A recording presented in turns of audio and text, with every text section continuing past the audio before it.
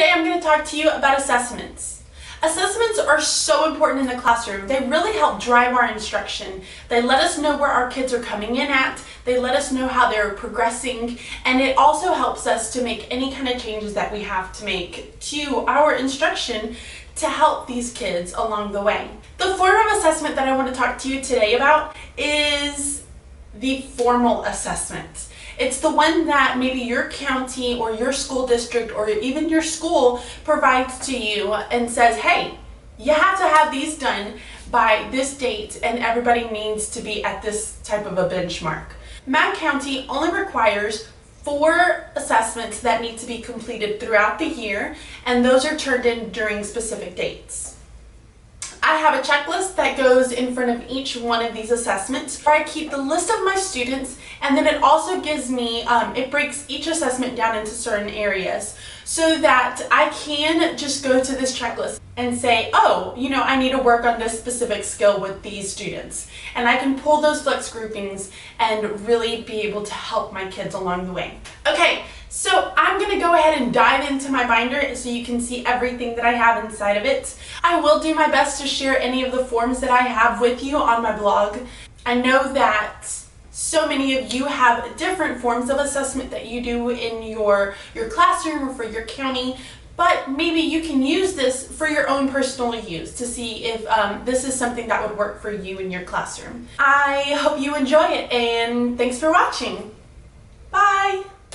Okay, so I am back with my assessments binder, and I'm just going to take you through a quick run through of what it actually looks like.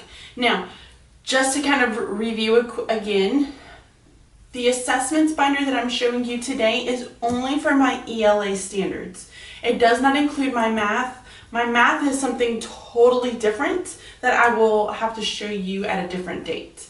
But so these are all of my ELA standards that I have to assess for my school, and then also for like report cards and things like that. And so you'll see all of that in the mix in here. So again, I just have my super simple like teal binder from Staples. I put my diamond label on the side. I didn't even put a cover on this one yet. So yeah, all right, let's open it up. So the first thing that you're going to see is I'm using those pockets tabs again. I absolutely love them just because it's easy to store things inside of it. Now, at the beginning of the year, my reading coach gives us a huge sheet that we turn in on different dates that will kind of keep a log of all of the assessments that we're doing in the classrooms for the county. So that will go up here so that I constantly have it to refer to, and then I know where it is at a moment's notice. My tabs here, I just took my diamond label again and I just printed out my little tabs and I put them here. It makes it super simple to find everything. So the first one that I have is going to be my concepts of print.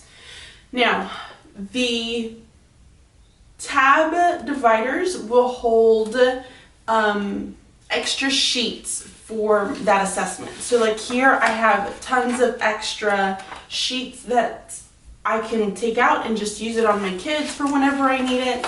I try to, at the very beginning of the year, make a bunch of these copies so that I always have them and I'm not having to run to the copy machine, you know, during the day or during a class or just whenever.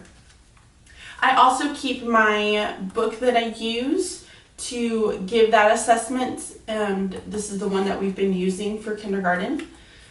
Here I have kind of my outline for all of my kids, and this is somewhere where I'm going to be able to put all of their scores, and I can easily start looking down and saying, oh, this is, you know, I need to work with my kids about page sequencing, and I can see those kids who didn't make that mark, and I can pull them for a quick flexible grouping during that time or an intervention really quick, and try to give them as much practice with that as possible. So here I put down each of the sections that this assessment kind of records, and I have student names. So at the beginning of the year I'll write my students' names here, and then I'll just start telling putting up their grades here. So organization, you know, there's 3 points possible. So if they didn't get the 3, I write a 2, etc. Super simple. And then at the total end of it, they have a total grade of 13 points that they're able to get.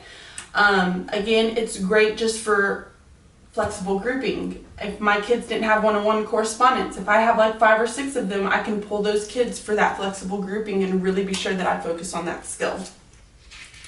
So I have that here. Then I have, back here, I keep anything that my school provides to me that pertains to that assessment. So this was a concept of print about kindergarten. It gives purpose, directions. I keep an extra one here. This is the one that I will go and make my copies with instead of trying to make a copy with this one. We also had a different concepts of print assessment, so I went on ahead and just kept that here. I didn't want to throw it away or anything, so I just left it here just in case. The next one that I have is my letters and sounds. So again, back here you have extra copies of that assessment so that I can just pull those out whenever need be. Then I have my recording, my all recording sheet. So I'll put all my kids' names here, and then these are broken down from letter naming to letter sounds and then beginning phonics. So for letter naming, I assess them in both upper and lower case, and I can show you that. So this is what I give my kids in the beginning. So I will give them this sheet, tell them to give me all the letter names that they know of this, so they'll just kind of go down and tell me what they know. And then I'll flip it over and they have to give me all of the lowercase letters. So I will put the score here, and then I will put quickly or laborious, whether they did that fast or whether they did that super slow. So I can mark that here to kind of give me an idea of how well that they know this. So letter naming, letter sounds, and I will use this exact same sheet for letter sounds as well. I won't change it. It's the exact same one.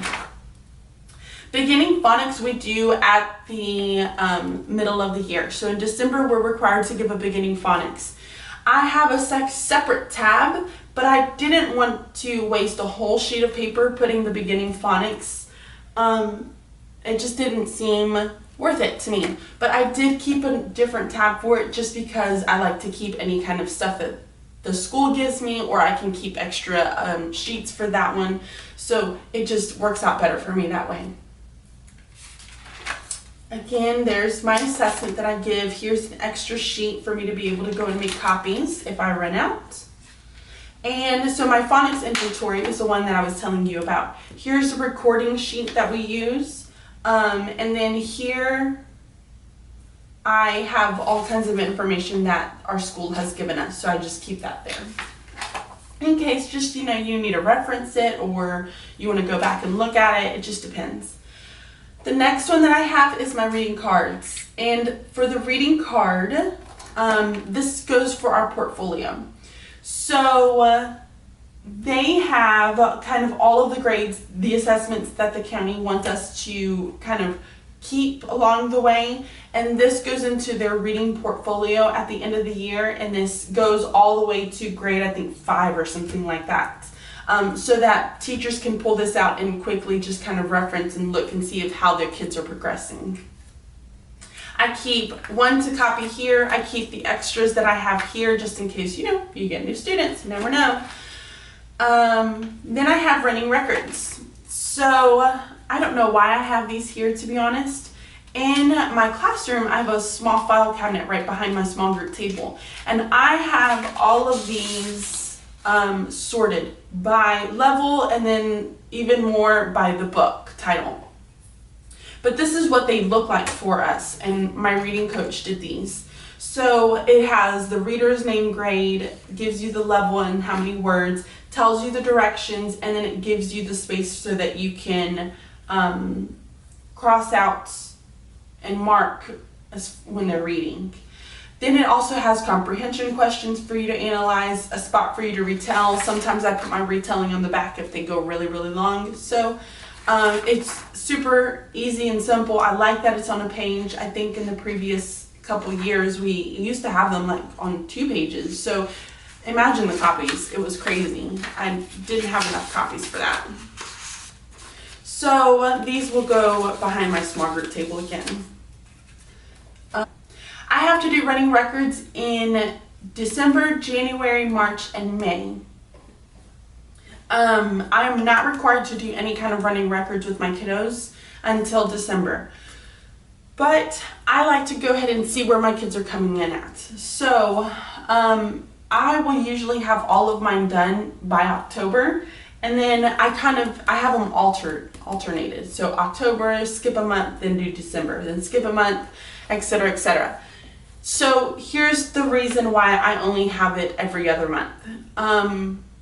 For my kids who have that intervention, who really need to go back and have more practice and I need to see how they're progressing, there's a whole separate binder for my intervention kids. So I don't even worry about those. My kids who are reading on level or above reading level, I will keep them where they are, and depending on how they are in small group is whether or not I want to reassess them between any of these dates. Other than that, I just keep it down to these dates. I don't do every month because I would be stuck in an assessment crunch my entire small group time. So yeah, so I only assess them for running records October, December, January, March, and May, unless I have those kids who absolutely need to be assessed in the middle of that, which then I will bring out my whole different binder and assess them at a different time. Then I have, again, just some more information that my reading coach has given us that I went on ahead and kept here. This is super old. I got this back when I was in college and I always kept it for some reason. So, yeah, just basic information about running records if I ever have to go back and refresh my memory. We also keep the benchmarking levels here, so I keep those and page protectors as well. The next tab that I have is for writing conferences. Now, I do my writing conferences different than I've seen most people do them. I have tried writing conferences in so many different forms, and they have never stuck. I've done the anecdotal records, and I can't do anecdotal records. They just don't fit me as a teacher. So this is what I came up with. I came up with a checklist because I need checklists. And what I did is I took kind of the goals that we wanted to have for that week, for that 2 weeks, for the month, however long you wanted to spend on a target. And I put those here into these little boxes at the top. And then I had these are my kids from last year. So I had all my kids from last year's names down here. And then I had our targets for that week or the month. And then I had a section for notes. So let's say I was going to plan who I was meeting for with conferences, and my kids knew that they were going to meet with me once a week unless I needed to meet with them more. Just depends. Section off my kids. So I would say, oh, I meet with 1, 2, 3, 4, 5 kids. I meet with you guys on Monday. I'm going to meet with you guys on Tuesday, etc., etc. So then when I would go and pull one of my kids so that we would meet for our writing conference, you know, we'd have our discussions, and then I would very easily just pull this piece of paper. I would keep it on a clipboard or something, pull it out, and I could easily say, oh, is she matching pictures with words? Yep, that's a plus. Are we using the word wall? Absolutely. Is she using beginning and ending sounds? Well, I'm not saying she's not really doing that. That's not something that is been working for her, so I can put a little minus for that. Opinion pieces, I can say, oops, I did not observe opinion pieces. So super quick and simple, and then I could write any kind of notes that I wanted to write here about our conference that we had. And this is a really great way for me to go back and check to see if they are meeting the targets. And again, I can say, oh, are my kids using beginning and ending sounds? All my kids who have those minuses, I can pull them for that flex grouping and pull them for an extra time during writing time, while other kids are still working on that. But again, I like it. It works out really, really well for me. Here on this side, I send home my writing every 9 weeks. we clean out our writing binders every 9 weeks, and then we pick out our favorite writings for our portfolios and then for our data binders and everything else. Yeah, so all of that goes away. So I just write up a bunch of these. This one's for second 9 weeks. I'll print them, and then I have them write their names. They'll staple it while they're sharing and chatting, and they can decorate it so that they can send it home with their parents. Another cool thing that I do is I have writing samples that I have to keep for them. So for each of the 9 weeks, I like to go ahead and kind of list which one it is, and these were from last year, as you can see. So I have first, second, third, and then fourth 9 weeks. But what I'll do is when they give me their sample writing for their portfolio, I will just take one of these stickers, slap it on there so that I know which one was for which 9 weeks. And I don't have to try to figure out the date or their handwriting. So these work out really, really well for me.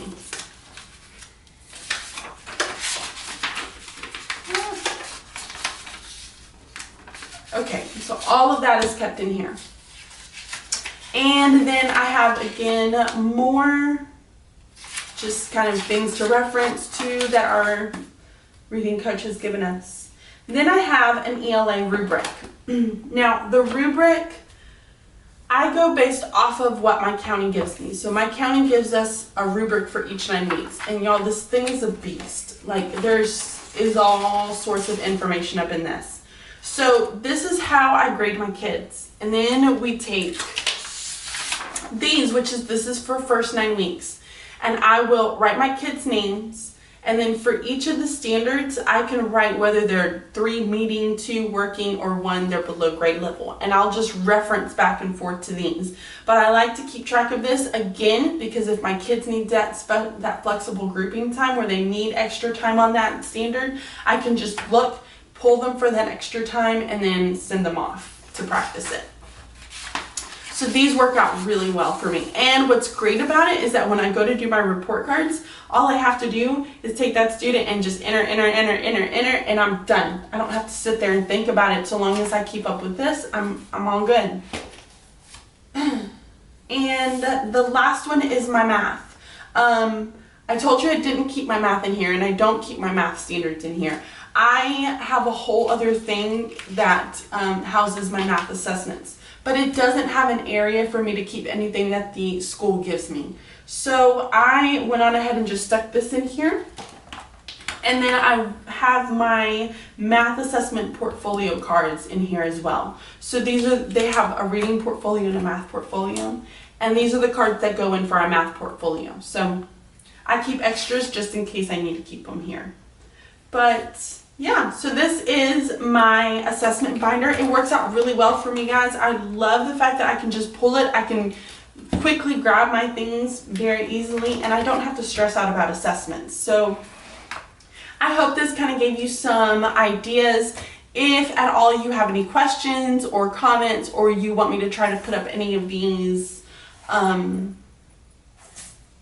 charts, I will be more than happy to do that for you. Just let me know down in the comments. And if you like this video, please be sure to give it a thumbs up, and don't forget to click that subscribe button to get more awesome videos by me. Bye!